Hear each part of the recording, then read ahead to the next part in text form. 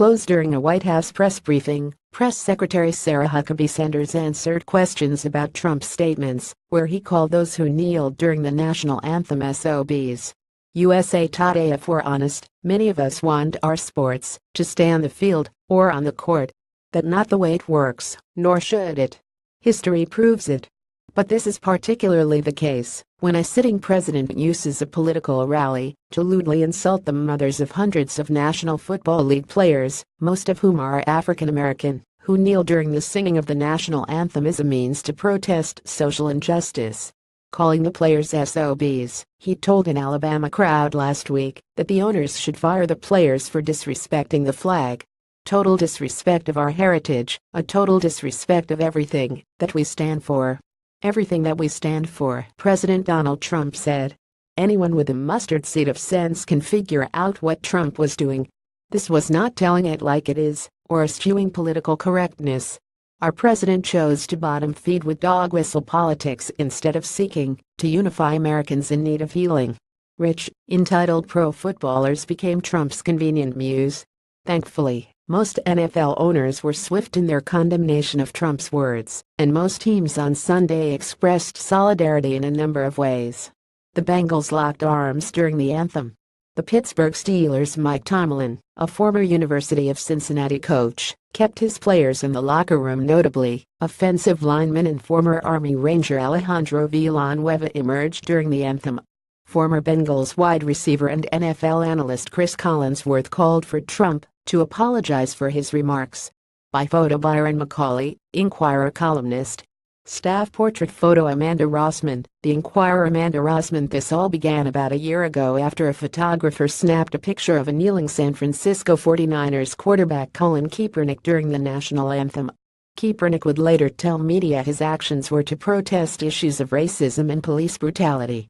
Remember, this was on the heels of several police shootings of unarmed black men, including in Oklahoma, Minnesota, and South Carolina. According to the Washington Post, 34% of the unarmed people killed in 2016 were black males, yet black men make up only 6% of the U.S. population. This did not begin as disrespect of the American flag or our heritage. It is not about that now. Meanwhile, Kaepernick, a Super Bowl quarterback, has not been able to find a job in the National Football League. That may change, but even if it does not, Kaepernick's actions will reverberate. Certainly, history remains a wise teacher. Photo: AP file. John Rooney. Muhammad Ali, who once famously said the Viet Cong never called him the N-word, went to jail and forfeited his boxing crown rather than going to Vietnam, citing his religious beliefs. He became one of the most hated people in America, a traitor, unpatriotic, uppity. Ali died a hero and the most recognizable person on the planet. African-American sprinters John Carlos and Tommy Smith raised black fists as the Star-Spangled Banner played during the 1968 Olympics in Mexico.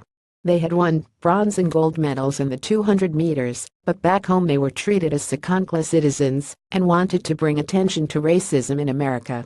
They too were hated and stripped of their medals and banned from their sport, their lives negatively and deeply impacted by their choice.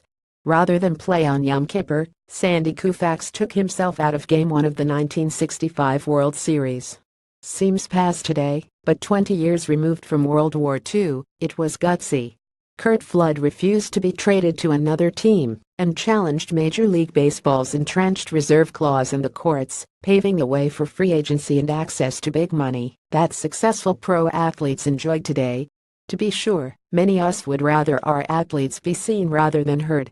But it's hard to imagine sports and American history devoid of Ali, Carlos, Flood, Koufax, and Smith.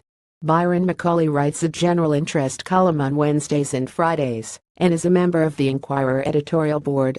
He can be reached at Inquirer.com, 5,137,688,565, or Twitter at @BaronMccauley.